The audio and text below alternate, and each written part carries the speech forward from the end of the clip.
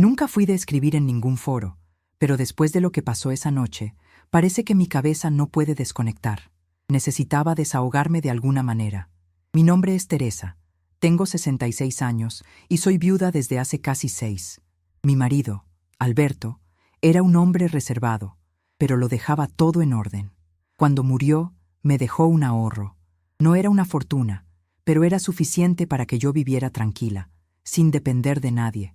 Y fue precisamente por eso que, cuando mi hija Rebeca me buscó, diciendo que ella y Federico tenían dificultades para mantener la casa, no lo pensé 2 veces.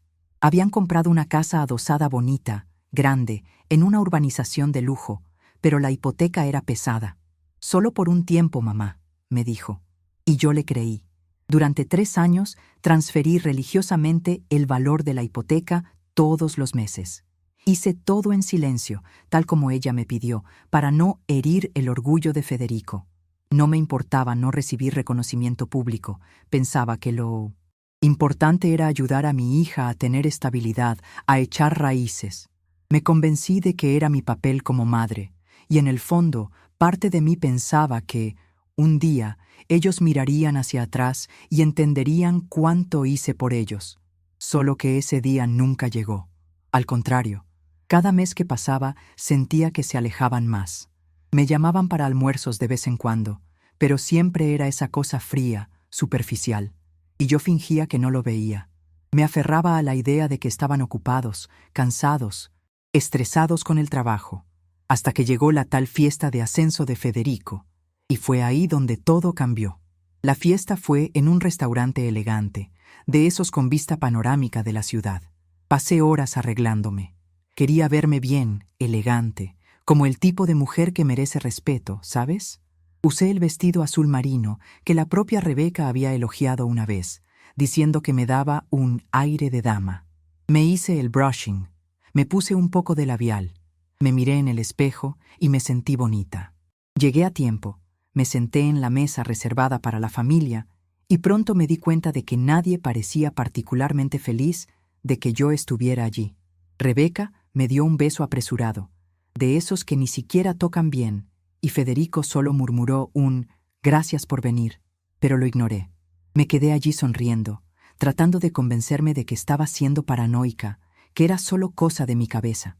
El peor momento llegó cuando Federico tomó el micrófono para agradecer. Agradeció al jefe, a los compañeros de trabajo, a sus padres que ni siquiera estaban presentes, y luego soltó. «Y hasta mi suegra está aquí, gente. Dicen que vino por la comida, pero ¿quién se resiste a los camarones gratis, no?» Y se rió. Se rió como si hubiera contado el mejor chiste de la noche. Algunas personas se rieron por educación, pero la mayoría se quedó incómoda. Yo me congelé. Sentí mi rostro arder y tragué saliva. Miré a Rebeca, esperando cualquier señal de que fuera a intervenir, decir algo, suavizar la situación. Pero ella solo bajó los ojos. Allí, en ese segundo, lo supe. Supe que ellos nunca me vieron como familia. Para ellos, yo era solo un peso conveniente, una vieja con dinero. Volví a casa esa noche sin decir una palabra. Tomé un taxi, porque no quería correr el riesgo de llorar en el autobús. Y lloré. Lloré todo el camino, tratando de entender dónde me había perdido, porque estaba segura de que, en algún momento, fui una buena madre. Le di todo lo que pude a Rebeca. Fui madre soltera hasta que conocí a Alberto. Luché para pagar la escuela. La consolé en los peores momentos. Y ahora parecía que nada de eso importaba. Llegué a casa, me quité el vestido con cuidado y lo colgué en la misma percha. Me quedé mirándolo por unos buenos minutos, como si fuera la ropa de otra persona, porque la mujer que fue a esa fiesta y salió de allí con el corazón destrozado ya no era la misma que creía en la gratitud familiar. Al día siguiente, temprano, me senté en la mesa de la cocina con una taza de café y el extracto bancario en la mano. Miré cada transferencia que hice a la cuenta de Rebeca en los últimos 3 años. Eran más de $127,000. Y me quedé allí mirando ese número como si fuera una bofetada. Una bofetada fría, calculada. Abrí la aplicación del banco. Fui a la sección de la hipoteca y cancelé la transferencia programada. Mis manos temblaban. No era miedo, era rabia mezclada con alivio. Por primera vez en mucho tiempo, estaba tomando una decisión por mí, no por ellos. No envié mensaje, no avisé nada, solo paré. Porque esa mañana entendí que seguir sustentando aquello era como financiar mi propio desprecio. Por la tarde, Rebeca me llamó. No fue para preguntarme cómo estaba después de la fiesta. Ni siquiera fingió preocupación. Solo dijo, en un tono casi automático, que el banco había avisado sobre el pago cancelado y quería saber qué había pasado. Le dije que así era, que ya no iba a pagar. El silencio del otro lado fue rápido, pero pesado. Ella ni siquiera intentó disimular. Primero, vino la culpa. Mamá, contamos con eso, sabes lo difícil que están las cosas. Después, la acusación. Estás siendo egoísta justo ahora que Federico tiene tanta responsabilidad encima. Escuchar aquello me produjo náuseas. ¿Egoísta? ¿Yo que había dejado de hacer tantas cosas por mí para ayudarlos? Pero solo respiré hondo y respondí, a partir de ahora, cada uno se encargará de sus propias cuentas. Me cansé. Ella me colgó. No me sorprendió, pero me dejó afectada. Me quedé el resto del día con un nudo en la garganta, ese tipo de angustia que te impide incluso comer. Al final de la tarde, Federico me envió un mensaje que parecía escrito con rabia y desprecio. Sabía que era cuestión de tiempo hasta que el banco con arrugas se atascara. No eres confiable. Leí aquello unas 3 veces para asegurarme de que no estaba entendiendo mal. Pero era eso mismo, un banco con arrugas. Me quedé paralizada por algunos minutos. La forma en que él me veía era clara, desnuda, cruel. Y lo peor, Rebeca, mi propia hija, nunca me defendió. Nunca le pareció un absurdo. Creo que fue en ese instante cuando me di cuenta del todo. Necesitaba protegerme de ellos. Esa noche no pude dormir. Me quedé dando vueltas en la cama, recordando cada vez que renuncié a algo mío para ayudar a Rebeca. Las veces que cancelé mis viajes, rechacé invitaciones de mis amigas para ahorrar, incluso consultas médicas que pospuse. Todo para que ella no tuviera que preocuparse, para que tuviera una vida cómoda. Y al final, aquello solo sirvió para volverme invisible. Una sombra útil, una fuente de dinero que nadie quería cerca, a menos que la necesitaran. Por la mañana, decidí que iba a hacer más que simplemente dejar de pagar. Iba a blindar todo lo que me quedaba, mi dinero, mi casa, mi paz. Y si eso significaba cortar contacto con mi propia hija, pues que así fuera. Llamé a Gabriel, mi otro hijo. Él vive en otra ciudad, es más reservado, pero siempre fue respetuoso conmigo. Le conté todo, de la fiesta, las humillaciones, el chantaje emocional. Se quedó en silencio por un tiempo y luego dijo, «Mamá, ya pasó la hora. Hiciste más de lo que debías». Y fue la primera vez en mucho tiempo que sentí que alguien estaba de mi lado de verdad. Él me orientó a buscar una abogada de confianza y me explicó sobre el fideicomiso, una forma de proteger mis bienes de cualquier intento de apropiación. No lo entendí todo de inmediato, pero anoté cada detalle. Después fui a hablar con mi vecina Rosario, mi vecina. Siempre nos llevamos bien, pero nunca fuimos íntimas. Solo que ese día, cuando me desahogué, ella me escuchó con tanto cariño que parecía que había encontrado un pedazo de familia que me faltaba. Rosario fue un ángel en ese momento. Me llevó a la oficina de una abogada que ya había ayudado a otras señoras del barrio con cuestiones similares. La doctora me escuchó con atención. Hizo preguntas directas, sin tratarme como a alguien frágil. Eso me dio fuerza. En pocas semanas, logramos poner la casa en fideicomiso, bloquear cualquier tipo de transferencia sin mi autorización y reorganizar mis finanzas. La sensación fue de quitarme un peso enorme de encima. Ya no necesitaba vivir con miedo de perderlo todo por decisiones impulsivas de mi hija y su marido. Por primera vez en mucho tiempo, tenía el control de mi vida de nuevo. Y eso era liberador. Al principio, todavía sentía culpa. La voz de Rebeca resonaba en mi cabeza, diciendo que yo era ingrata, que estaba devolviendo todo con abandono. Pero poco a poco, empecé a ver la verdad con más claridad. Nunca abandoné a nadie. Quien me dejó sola fue ella. Cuando necesité apoyo, cariño, incluso una simple conversación honesta, ella eligió el silencio. Solo me buscaba cuando vencía la factura. Y eso no es amor. Amor no es exprimir hasta la última gota a alguien y tirarlo cuando la fuente se seca. Esa culpa, que me acompañaba desde hacía años, empezó a dar paso a otra cosa. La dignidad. No me estaba vengando. Solo me estaba eligiendo a mí misma. Por primera vez en décadas. Empecé a llenar mis días con otras cosas. Cosas simples, pero que me hacían sentir viva. Volví a caminar en el parque, algo que no hacía desde hacía años. Entré en un grupo de lectura en la biblioteca del barrio y conocí a otras mujeres de mi edad, cada una con sus historias, sus dolores, sus redescubrimientos. Fue allí donde conocí a Ernesto. Él también era viudo, tenía manos toscas de tanto trabajar con la tierra y una forma de hablar tranquila que me recordaba mucho a Alberto, pero sin esa tristeza de quien se quedó atrapado en el pasado. Él cuidaba de una huerta comunitaria y me invitó a conocerla. Yo fui. Al principio, un poco incómoda, solo para complacer, pero bastó una mañana removiendo la tierra, plantando cilantro y rabanitos, para darme cuenta de lo bien que me hacía aquello. Ernesto nunca me preguntó sobre Rebeca, ni sobre mi pasado. Él hablaba de la tierra, de las plantas, de música antigua y de cómo el silencio podía ser confortable cuando dos personas se entienden. Empezamos a vernos con frecuencia, sin prisa, sin presión, sin ese juego de expectativas que siempre me había asfixiado en los últimos años con Rebeca. Todo era ligero, y esa ligereza me fue curando. Con él, yo no era la madre que financiaba a nadie, ni la señora abandonada. Yo era solo Teresa, y eso fue un alivio enorme.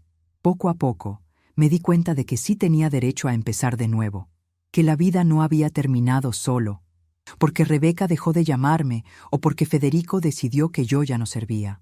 Un día, mientras tomábamos té en casa de Rosario después de la huerta, ella me dijo algo que se me quedó grabado. «Has florecido, Teresa». Y por primera vez, no la rebatí. No dije que era una exageración, ni intenté cambiar de tema, porque era verdad. Estaba volviendo a vivir. Mis días ya no giraban en torno a los mensajes de Rebeca o las facturas que tenía que pagar para evitar peleas.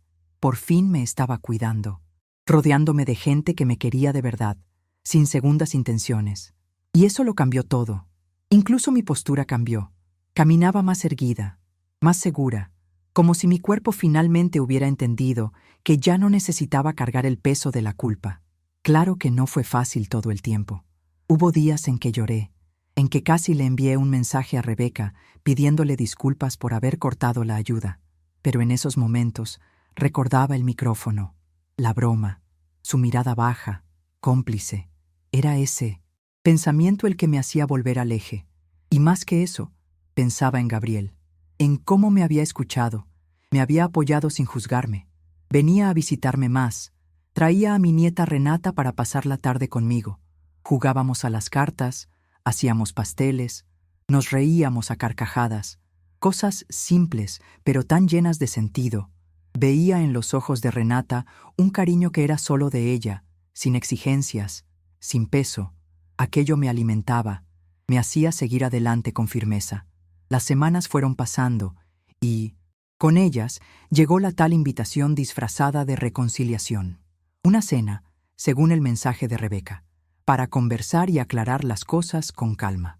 El tono era demasiado dulce, artificial, y en el fondo yo sabía. Estaban desesperados.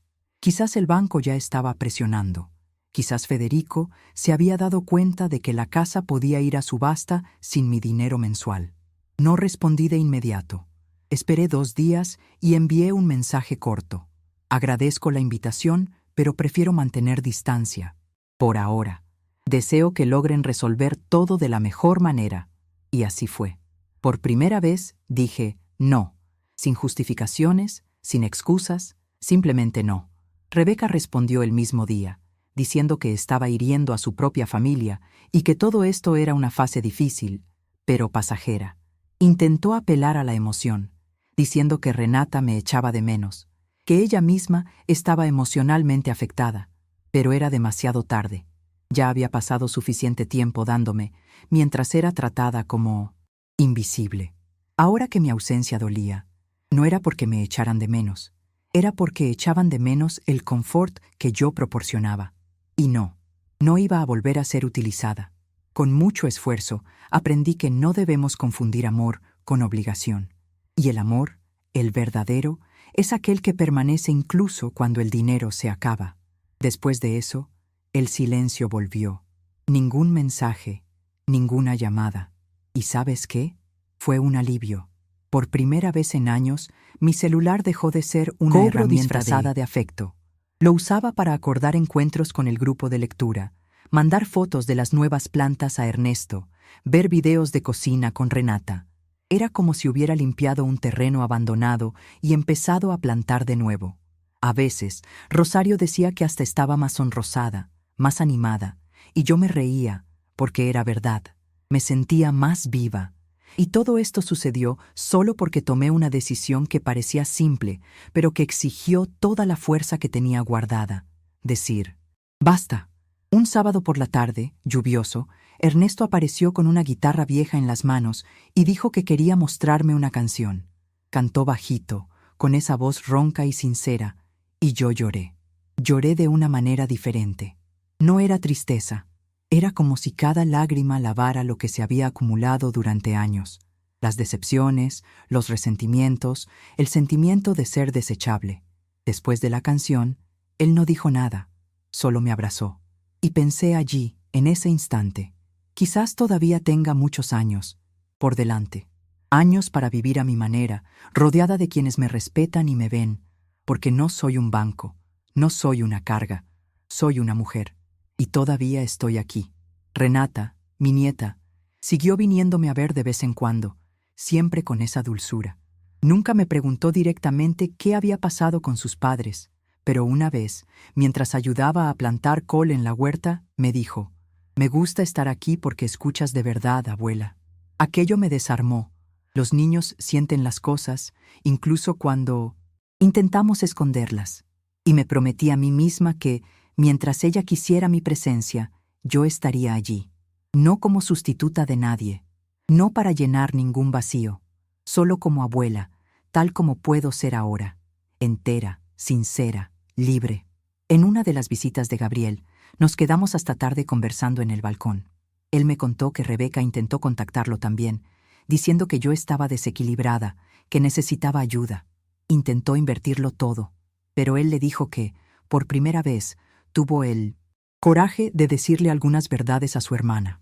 Le contó todo lo que sabía, todo lo que yo había compartido con él, y le dijo que, si quería acercarse de nuevo, tendría que empezar pidiendo disculpas de verdad, no por interés, no por conveniencia. Solo entonces me di cuenta de lo importante que era tener a alguien que me viera de la manera correcta. Gabriel nunca me vio como un cajero automático. Él siempre me vio como madre. Poco a poco, fui aceptando que algunas heridas no se van, pero se aprende a convivir con ellas. Todavía dolía recordar la fiesta, la broma en el micrófono, esa mirada de Rebeca, vacía, como si yo fuera solo un detalle en su vida. Pero ese dolor ya no me paralizaba. Se convertía en fuerza. Lo transformaba en abono, como siempre decía Ernesto. Incluso lo que se pudre puede alimentar algo bueno. Era verdad. La humillación me enseñó a mirarme con otros ojos. Hoy elijo con quién gastar mi tiempo, mi energía, mi escucha. Hoy me protejo. Y eso, para quien pasó toda la vida poniéndose en último lugar, es un logro enorme. Recientemente hice algo que nunca imaginé. Empecé a dar pequeñas clases en el centro comunitario sobre plantas medicinales y cultivo casero. Rosario me animó, diciendo que hablaba con tanta pasión que podía inspirar a otras mujeres. Y funcionó. El grupo creció, y ahora cada miércoles por la tarde tengo un círculo de señoras que vienen a escucharme, intercambiar recetas, traer plantas, contar historias. Me siento útil, pero de una manera diferente. No porque me estén succionando, sino porque están compartiendo. Hay un intercambio, hay respeto, algo que no sentía desde hacía años dentro de mi propia familia. Esto me da una alegría nueva, una sensación de pertenencia que creí que nunca volvería a tener. Al final de uno de esos encuentros, una señora llamada Odete me dijo, «Te ves ligera, Teresa. Da gusto verte». Yo sonreí, pero por dentro, aquello me emocionó mucho, porque sí, estaba ligera. No porque todo se hubiera resuelto, sino porque dejé de cargar lo que no era mío. Durante mucho tiempo pensé que era mi obligación arreglar la vida de Rebeca, apagar los incendios que ella misma causaba, garantizar que nunca pasara vergüenza. Pero eso me costaba pedazos. Y nadie puede vivir entera si siempre se está dejando en migajas para los demás. Ahora, ya no arreglo nada que no sea mío. Me cuido a mí misma, mi paz, mi casita con balcón lleno de macetas y de gente que llega con amor, no con facturas en la mano. Rebeca todavía no ha pedido disculpas. Y, a decir verdad, ni sé si algún día lo hará. Pero ya no espero. Ya no miro el móvil, ni me imagino escenas de reconciliación. No quiero un pedido de perdón que venga cargado de segundas intenciones. Prefiero el silencio sincero a la presencia falsa. Y eso fue difícil de aceptar. Como madre, una crece escuchando que el amor de hijo es eterno, que todo se resuelve con diálogo. Pero no es así. A veces, lo mejor que puedes hacer por un hijo es dejarlo afrontar sus propias elecciones. Y yo lo hice, no por venganza, sino por amor. Amor propio. Algo que tardé más de 6 décadas en entender que yo también merecía.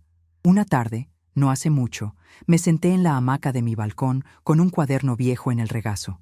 Empecé a listar todo lo que quería hacer en los próximos meses. No era nada grandioso. No había viajes internacionales ni reformas caras. Eran cosas simples. Aprender a tocar una canción con la guitarra de Ernesto, hacer pan casero con masa madre, organizar mis fotos antiguas y separar algunas para que Renata las guardara. Ver la puesta de sol una vez a la semana, sin prisa. Aquello, para mí, se convirtió casi en un manifiesto, como si le estuviera diciendo al mundo y a mí misma que todavía tenía planes, que todavía tenía mucho por vivir, aunque fuera solo al ritmo que mi alma ahora permite. Ernesto leyó la lista después, se rió y dijo que quería unirse también, que podía ser mi compañero de puestas de sol, de pan, de música desafinada hasta que le cogiéramos el ritmo. Me sentí amada, pero de una manera nueva. No ese amor sofocante que exige entrega incondicional y te pone al final de la fila. Era un amor sereno, construido con pequeños gestos, con presencia real. Nada de promesas grandiosas. Solo el estar. Y eso, para mí, pasó a ser suficiente. La convivencia con él me mostró que las relaciones no necesitan ser un campo de batalla, ni un contrato de obligaciones. Pueden ser un refugio. Y después de todo lo que viví, aprendí a reconocer cuándo algo es un refugio y cuándo es solo una trampa disfrazada. Una cosa que cambió mucho en mí fue la forma en que me miro en el espejo. Antes veía a una señora cansada, marcada por los años, con ojos tristes. Hoy veo otra cosa. Sigo siendo la misma Teresa, con arrugas, con canas, pero hay una luz diferente en mi mirada. No es vanidad, es presencia. Es como si finalmente hubiera vuelto a habitar dentro de mí, después de años viviendo para los demás. Incluso mi forma de vestir cambió. Nada del otro mundo, pero ahora elijo ropa que me gusta, no que creo que les gustará a los demás. Me pinto las uñas de vez en cuando, me pongo lápiz labial rojo solo porque sí, cosas que parecen tontas, pero que para mí son actos de libertad. Hace unos días, me encontré con una conocida de la época en que Rebeca era pequeña. Me vio en el mercado y me dijo: «Vaya, Teresa, estás diferente, hasta más alta». Yo me reí, pero entendí lo que quería decir. Era mi postura, no física, sino emocional. Ya no ando encogida, como quien tiene miedo de molestar. Ahora, camino con paso firme, con la cabeza erguida. No porque todo se haya resuelto, porque no se ha resuelto, sino porque acepté que la resolución no siempre viene de afuera. A veces viene de adentro. Y cuando viene, lo cambia todo. Cambia la forma en que hablamos, caminamos, elegimos, incluso la forma en que amamos. Otro día, Renata me preguntó por qué ya no hablo con su madre. Fue la primera vez que tocó directamente el tema.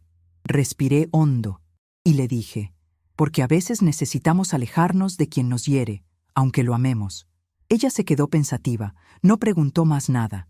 Solo apoyó la cabeza en mi hombro y se quedó allí, calladita. Entendí que, incluso sin explicarle todo, ella lo había comprendido a su manera. Y eso me confortó. porque lo que más quiero es que ella crezca entendiendo que el amor no es sinónimo de sufrimiento, que es posible amar y aún así poner límites, que el respeto viene antes que cualquier lazo de sangre. Las noches aquí en casa son más silenciosas ahora, pero es un silencio bueno, no aquel lleno de tensión, de mensajes esperando respuesta, de preocupaciones que me quitaban el sueño. Es un silencio que me da paz. A veces me siento en el balcón solo para escuchar a los grillos, ver la luna, pensar en la vida, y pienso mucho en todo lo que dejé atrás, pero no con rencor, con lucidez. Veo los errores que cometí, las veces que me anulé, y me perdono, porque hice lo mejor que pude con lo que sabía, y ahora que sé más, hago diferente. Si esto es envejecer, entonces está bien, porque junto con los años vinieron también el coraje y la claridad que nunca tuve antes. Gabriel me dijo, en uno de esos cafés de domingo, que me había convertido en su inspiración, que ver mi cambio le había hecho empezar a reconsiderar cosas en su propia vida, incluso en el trabajo. Dijo que se dio cuenta de que se estaba sacrificando demasiado por un empleo que solo le chupaba la energía, sin retorno. Ver mi fuerza, mis decisiones, le hizo recordar que la vida no es solo deber, también es derecho. Y escuchar eso me conmovió, porque durante tanto tiempo me vi como alguien que solo servía para sustentar a los demás. Y ahora alguien estaba diciendo que yo también inspiraba, que mi historia podía ser un punto de inflexión en la vida de otra persona. Y eso me dio un orgullo que nunca había sentido. Una vez le pregunté a Ernesto si creía que había tardado demasiado en cambiar. Él respondió con una sonrisa. Tranquila, la semilla brota cuando es hora, y tu hora llegó. Aquello se me quedó grabado, porque por mucho que me arrepienta de haber dejado pasar tantas cosas, hoy entiendo que cada etapa me trajo hasta aquí, y que quizás, si hubiera cambiado antes, no habría aprendido de la manera en que lo hice. No habría valorado tanto esta paz que siento ahora. El tiempo no vuelve, pero enseña. Y fue el tiempo y el dolor lo que me mostró el valor de estar entera, de no aceptar menos que respeto y de entender que nunca es demasiado tarde para empezar de nuevo. La semana pasada planté un jabuticabeira en el patio. Elegí el rincón más soleado, con vista al balcón. Fue Rosario quien me dio el plantón, diciendo que era símbolo de paciencia y dulzura. Mientras cavaba el hoyo y arreglaba la tierra, pensé en todo lo que este árbol aún va a ver.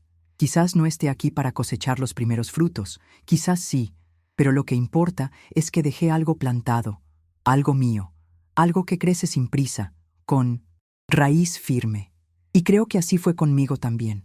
Después de tanto tiempo siendo empujada de un lado a otro, ahora me siento enraizada, no por causa de alguien, sino por causa de mí. Hay días en que la nostalgia aprieta.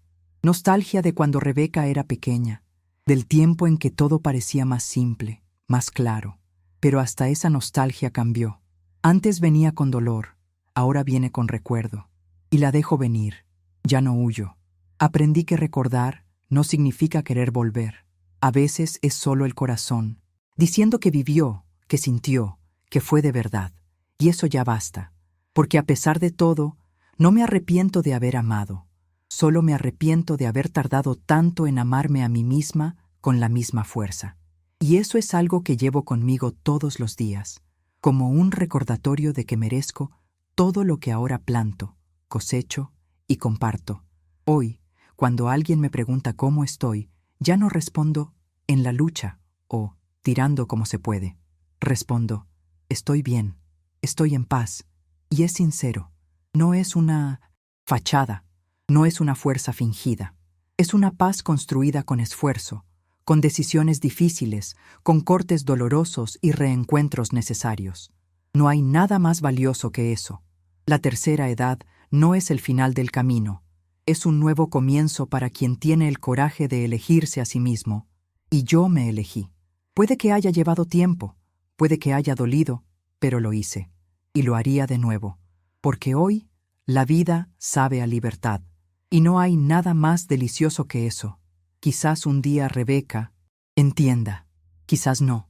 Pero eso ya no me define. Lo que me define es lo que construyo ahora. Con mis manos, con mis afectos verdaderos, con mi elección de no aceptar migajas. Sigo plantando, cocinando, recibiendo amigas, viendo a Ernesto tocar con la guitarra las canciones que desafinamos juntos.